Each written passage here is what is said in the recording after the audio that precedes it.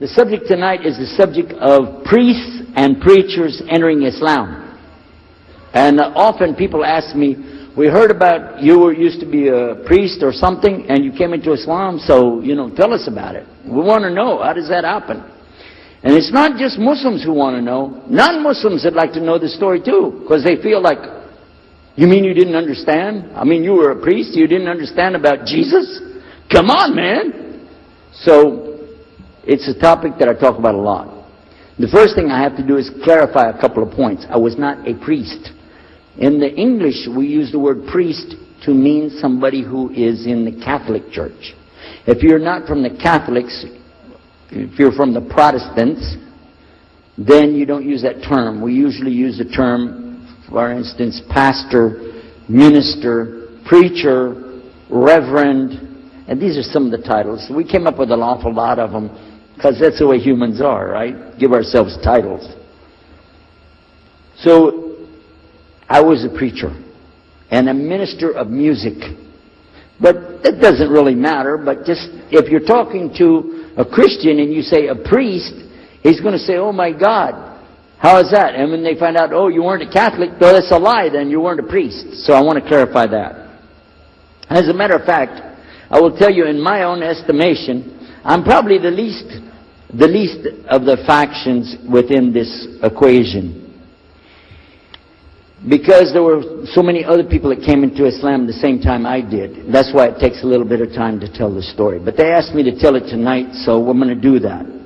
But I want you to listen carefully to realize what goes through the mind of a person that's not Muslim. Okay? And I usually start out by telling people that my father and I were both ministers, and both of us were also businessmen. In the reverse order. We were business first and preacher second. Got me?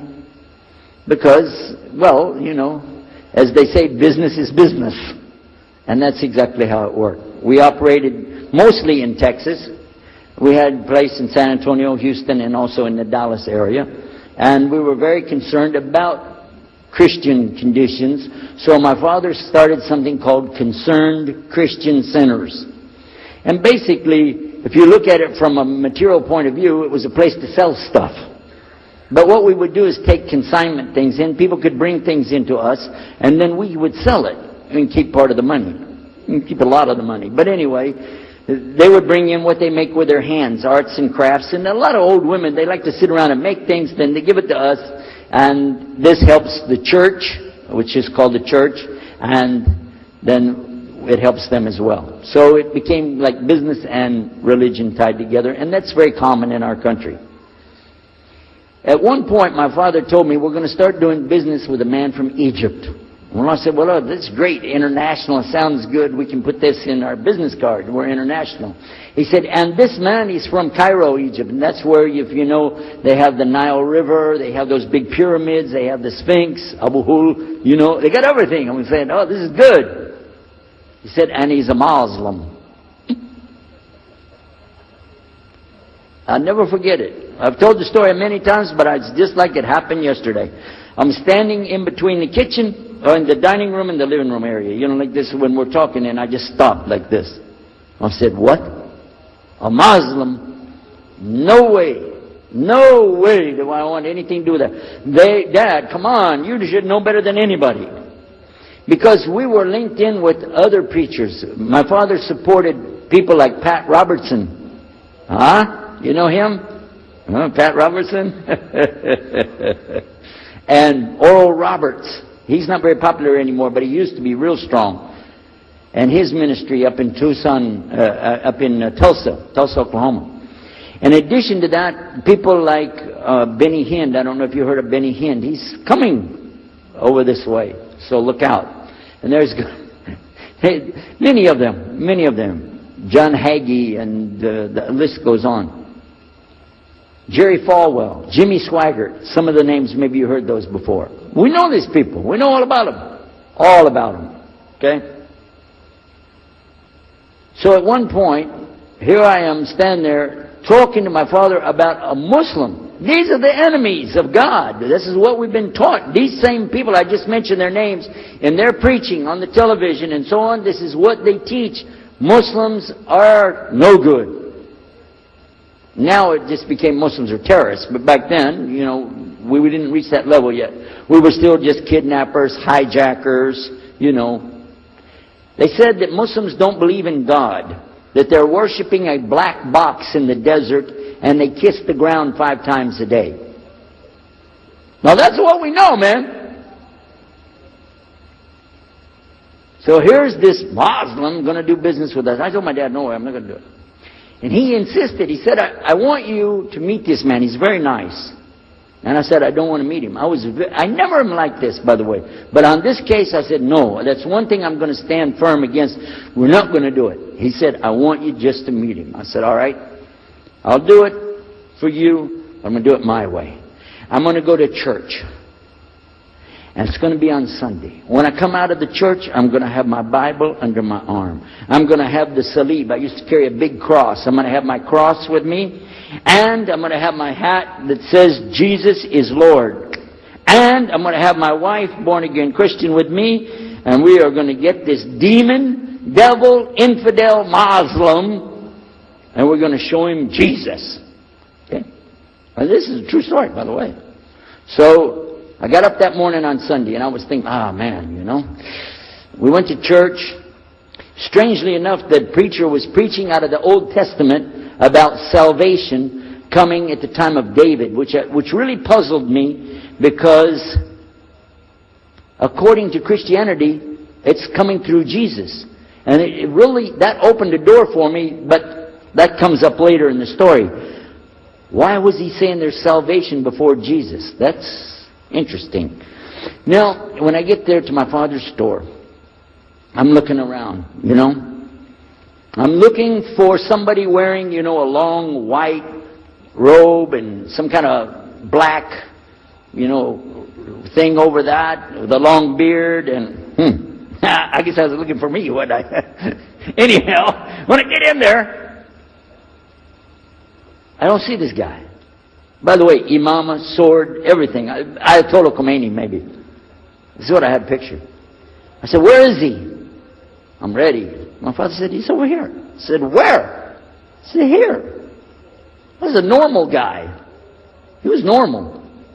He didn't have a beard. He didn't have any hair at all. I said, how do you do? I told him my name. He introduced himself. His name is Muhammad. I said, how do you do? After the niceties of hello, how are you, how's everything, I said, do you believe in God? He said, yes. Oh, yeah? Sure. I said, but do you believe in the God of Moses? He said, yeah. Abraham? Yeah. What about David and Suleiman? He said, yeah. So when I meet this man, I'm impressed that he's believing these things, but I thought maybe he's just saying it. So I even asked him, what about Jesus? Because I thought maybe they're first I thought Muslims were like Hindus. That was first. And then when he said he believed in some of the things of the Bible, I said, okay, maybe they're like Jews.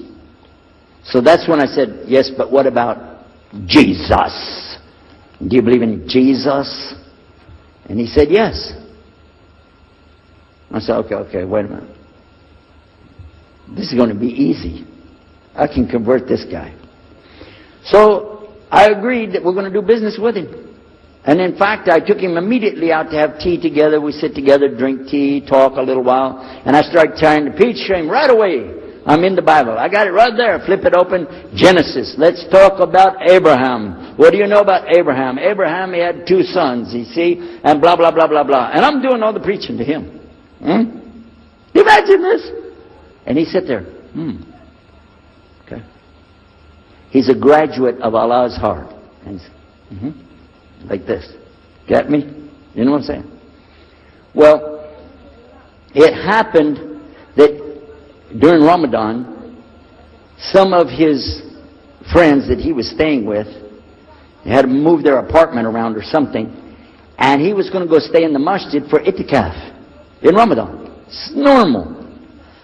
We didn't understand. I thought he has nowhere to go. And I told my dad, this man has nowhere to go.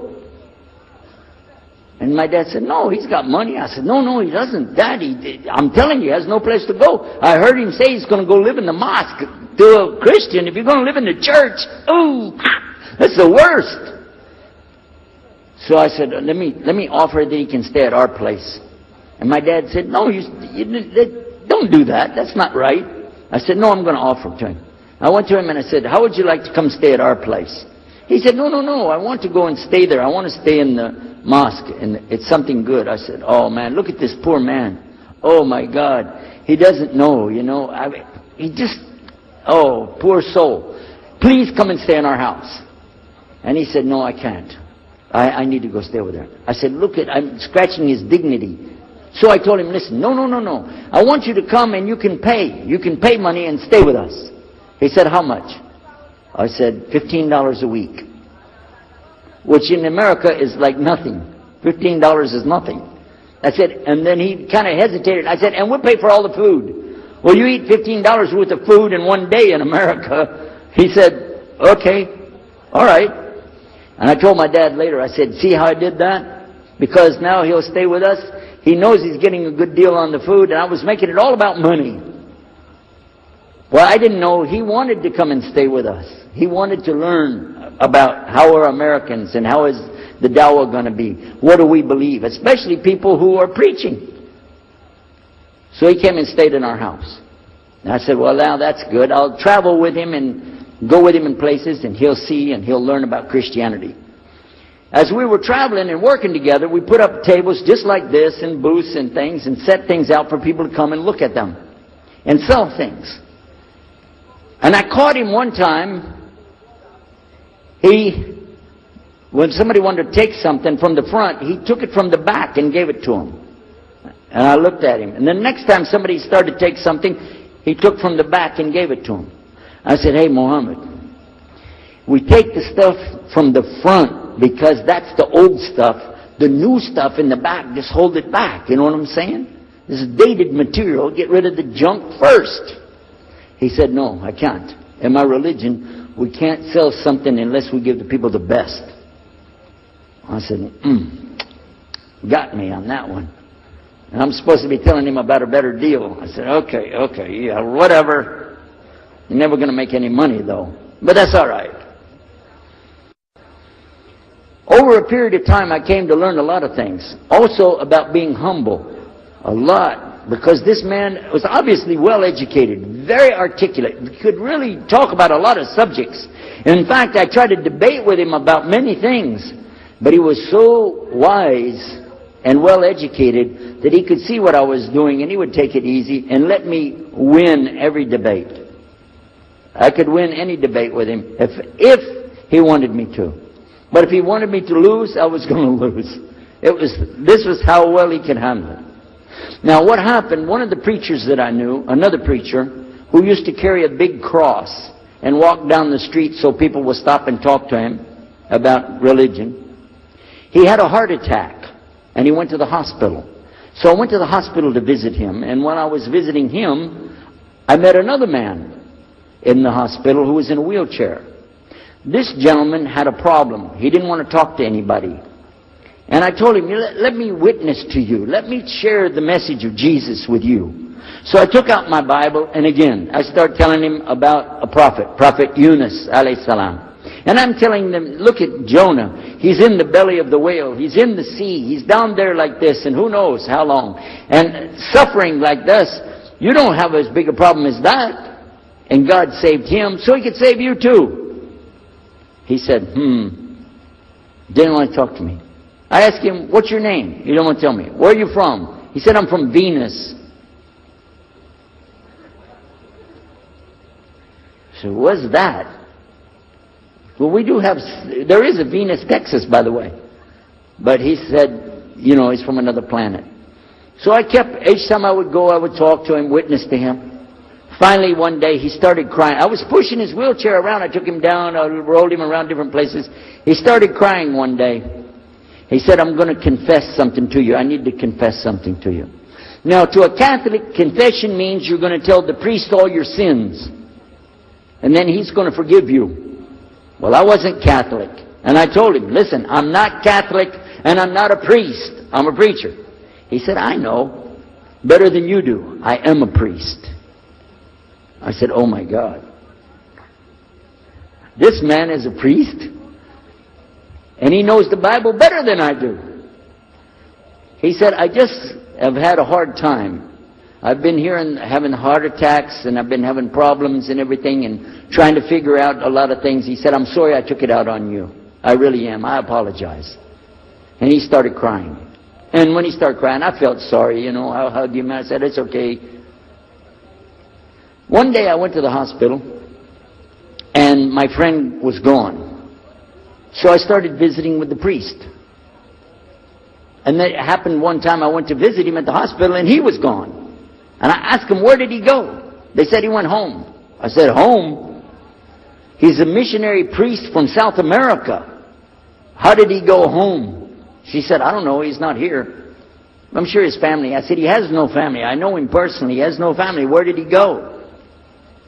She said, I don't know. We're not responsible for them. I said, well, let me see where he went. You got it in your file? She said, I can't do that. Those are locked up. Nobody can look in the file. And I got in the lady's face and I said, listen to me. This man could die in the street right now, and it's going to be your fault. And you're going to get sued because I'm going to sue you for him. She said, okay, his folder's over there, but I'm not going to watch. And I went over and I looked for it, got address where he went. Sure enough, he was in a place where they put people that have no place to go, a shelter. So I went to the shelter and I found him. He was still on crutches. He saw me, he started crying again. He said, please get me out of here, get me out of here. I said, okay. Come live at my house. Now, I told you the story so you can see something. Now look, I have 2 visitors in my house. One is a Catholic priest. The other is a Muslim. And I'm thinking I can get the Catholic priest and convert him to be a Protestant.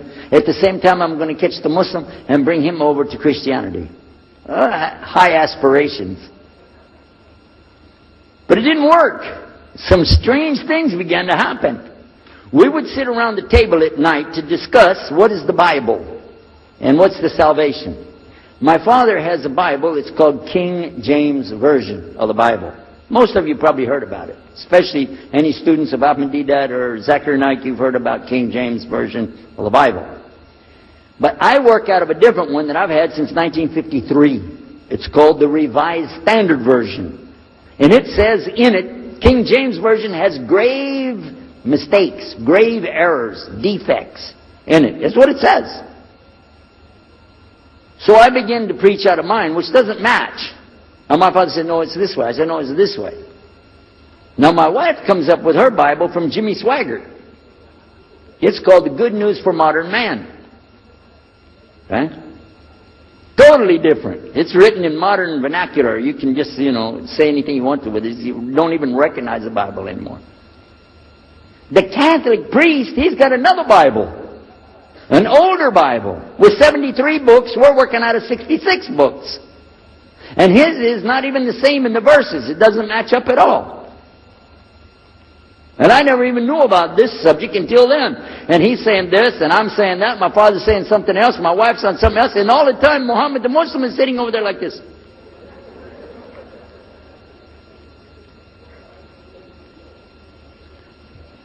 So we asked him, I guess it was me, I asked him, I said, well, how many versions of your book, your Quran, do you have? He said, the Quran has no versions. There's only one. It's original. It's in the Arabic language. ذَلِكَ الْكِتَابُ لَا رَيْبَ فِيهِ. This is the book that has no doubt. هُدًى لِلْمُتَّقِينَ. It's guidance for those who have taqwa for Allah. As Sheikh Muhammad Jabali was just telling you about this shield or taqwa that you have to have between you and Allah subhanahu wa ta'ala. And only certain people are going to get the huda, hidayah, dina, from this Quran.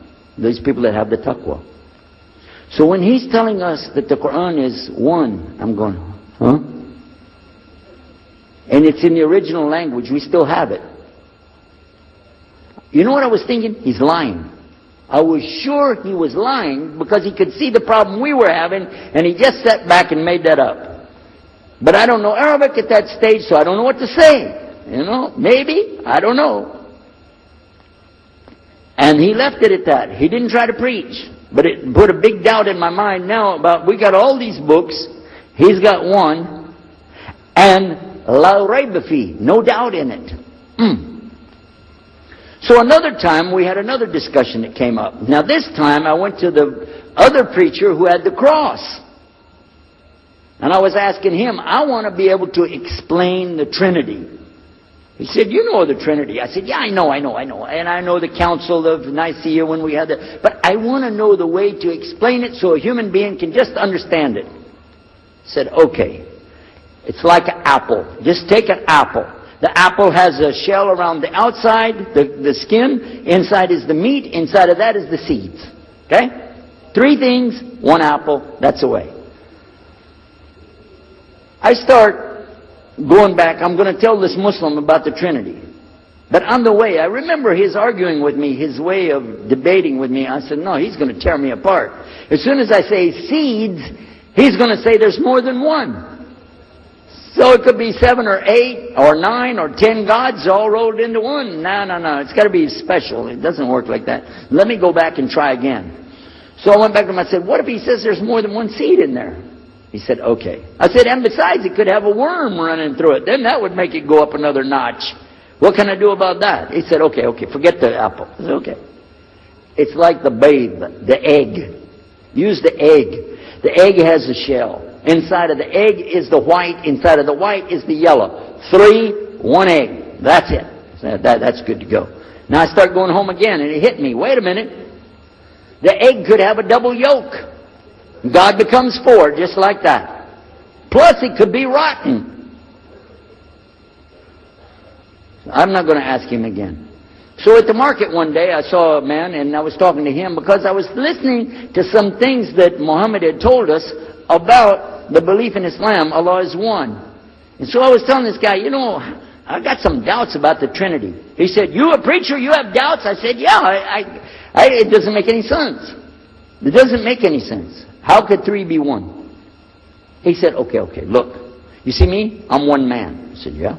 See my wife? Yeah. It's one person. Yeah. See my son? Yeah. 3. 1. One family. It's the family of God. Use that. I said, there you go. The family of God. Well, you don't get very far on that one, and you realize right away they could have another kid just like that. But worse, they could get a divorce. You want a God that can get a divorce? Huh? In Texas, if you get a divorce, your wife gets the cars,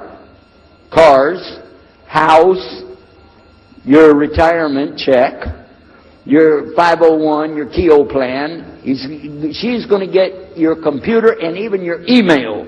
You got nothing left. And I don't want a God that can have a worm in it. I don't want a God that can be rotten, and I don't want a God that can get a divorce. I want to explain this Trinity the right way. Sure enough, the subject came up, Trinity. There we are. Now here's the priest trying to talk about the Trinity is like an apple. I'm going, go there. And then the egg, don't worry about it. The family of God, forget about it. I know what's going to happen. So we ask Muhammad, we say, okay, what do you say about God? What do you think he said? أعوذ بالله من الشيطان الرجيم بسم الله الرحمن الرحيم قل هو الله أحد الله الصمد لم يلد ولم يولد ولم يكن له كفوا أحد. And he explained it something like this. Say he is Allah, the unique, not like anything else. He's eternally sought after by his whole creation, but he doesn't need the creation. He's not the father of anything. He's not the son of anything. He's not like anything. And he is unique. Ahad. I said, boy, that's exactly what I already think, but I can't admit that. That sounds too easy. But plus in the Quran, Allah subhanahu wa ta'ala tells us to tell the Christians, don't say 3. Here's a little point. I'm going to go out of the story for a minute to show you something. Nowhere in the Old Testament, the Torah, or the Zabur, the Psalms, or the Injil, which is the New Testament, nowhere in the Bible do you find the word Trinity. Not once. Not once is the word Trinity. But it's in the Quran. We have it in the Quran. It says, Thalath. Tell them not to say Trinity. But they don't have it, and Allah said, don't say it. Guess what else? The word Bible is not in the Bible. Bible is from Greek, it means biblios or book. Book. But it's in the Quran many times. Is it? Kitab. Book. Ahl Kitab. People of the book. So we found in the Bible a shortage. They're talking about it, but the Quran is explaining it. I found actually in the Quran I can explain the Bible much better because it gives me the things I didn't know how to explain. So then in my mind, look what I did. I started realizing what he was saying was true, but I never admitted it. Instead I was taking this and mixing it. And when I would go give my next talk, I would say so and so and so, and I would use what I learned from the Quran to explain what's in the Bible. Some of the people liked it, but some of them didn't. Because when I began to talk about salvation being based on what? And the Bible tells you in there's no Savior except God. It says it real clear. Jesus is not your Savior, God is. When I found that, I said, okay, let me try another way to explain that. Each thing as I would learn it, I'm trying to change how I'm presenting the thing. It still doesn't dawn on me, I need to do something. But I could see for sure God is only one, and so I totally forget the Trinity thing. My dad never did believe it anyway, so he had no problem with it. Now we come to some new thing. The priest asks the Muslim, can I go to your church with you? The mosque. He said, sure, come on. Well, he went, and they came back. So we took the priest aside, come here. What do they do? What do they do in there? Tell us, what did he do? Did they kill some animals, or what do they do in there? He said, no, they just stand there like this, and they pray, and they leave. I said, what? They pray and leave? He said, yeah. Okay, what kind of music do they have? He said they didn't have any music. No music? How in the world are you going to worship God without music, man? So I asked him, Muhammad, you guys don't have any music? He said, no.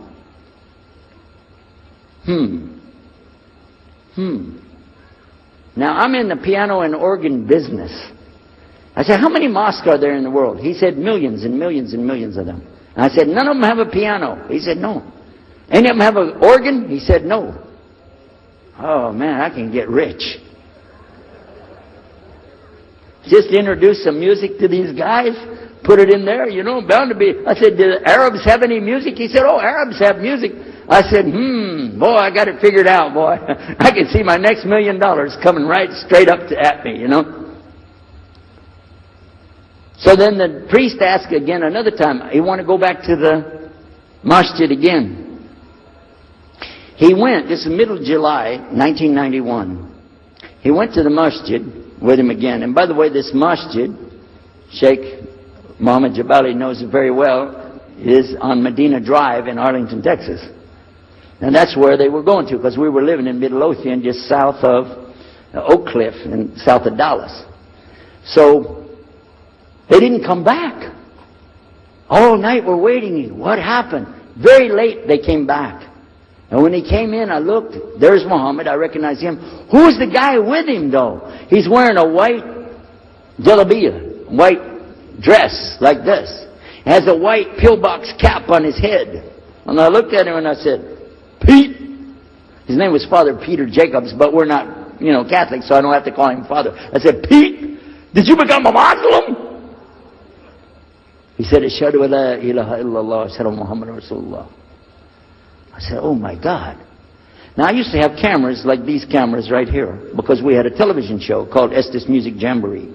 So I got one of our cameras out, opened it up, set it all up on the tripod, and I was going to interview him. And ask him, well, you went to Islam. What happened? While I was talking to him, though, he fell asleep. So it was still in my mind, and I was thinking, what am I going to do? This is too amazing. Now here I'm preaching to the people, and I'm trying to change what I'm saying, and here's a priest, just became a Muslim. My father's saying it's a good deal. It sounds all right to him. I don't know what to do.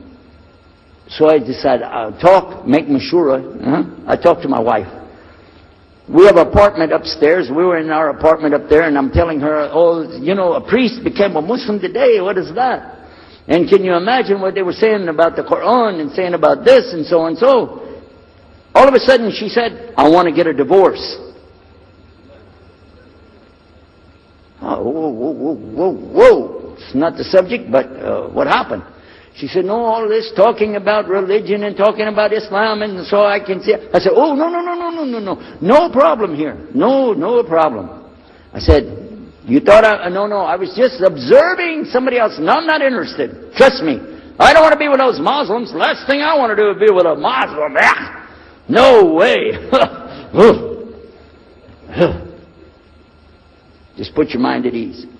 She said, I need a divorce. I said, where are we going with this again? What's the problem with that? What happened? She said, a Muslim can't be married to a Christian.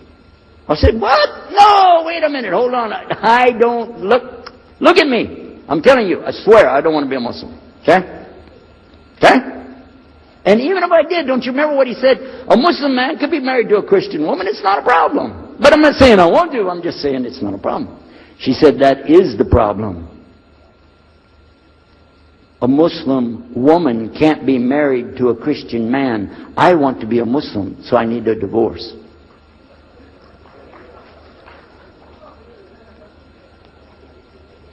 I'll never forget, I was sitting right on the edge of the bed, just sitting there, you know, and I almost fell over. I said, at last, I can tell the truth. I can say it. I didn't realize that she liked the idea. I was afraid. I said, okay, the good news is, I too want to be a Muslim.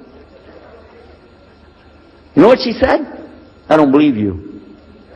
I said, no, really. I was just saying that because, you know, but for sure, just so you know, I want to be a Muslim. I've been thinking about it. I want to be a Muslim. We're both going to be Muslim. Alhamdulillah, it's going to be great. Right? You know what she said?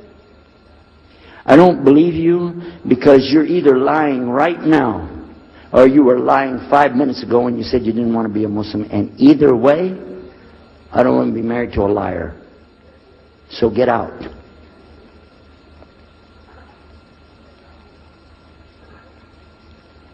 So I started leaving. I'm walking down the stairs of the apartment. I'm down to my father's part. I said, wait a minute. Where am I going to go? This is my father's house. I just got thrown off of my own property. What happened here? So I went to get to Muhammad and I woke him up. I said, come, you and me, we got to talk. Come with me. And we went outside the house and we walked those country roads in Midlothian, Texas until the time for the dawn, the sun to come up at dawn.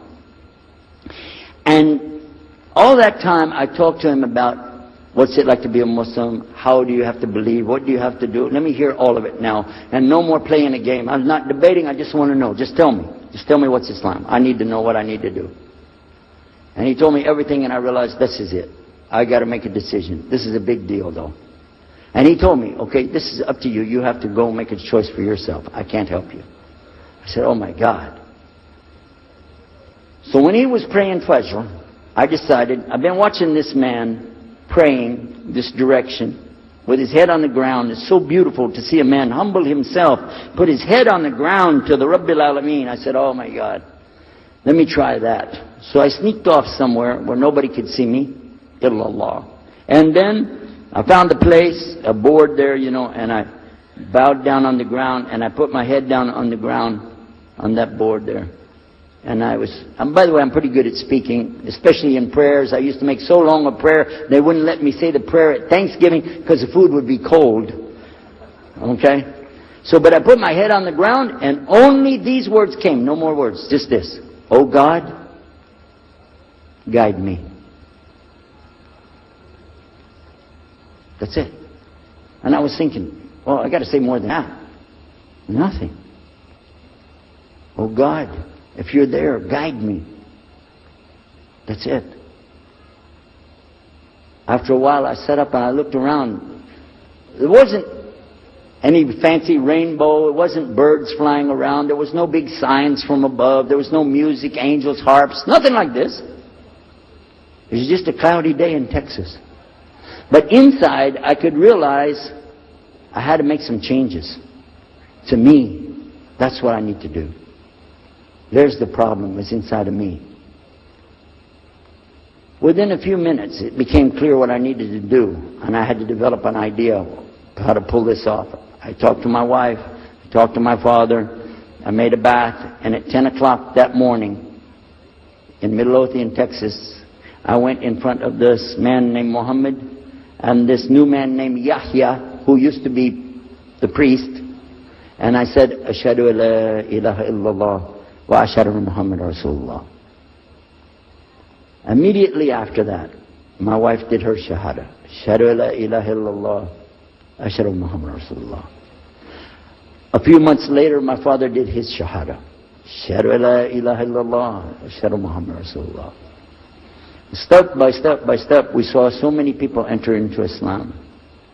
We wanted to tell the whole world what is Islam. We wanted everybody to know the real Islam. I said, how could this escape our knowledge? How could we not know about this great and wonderful thing called Islam?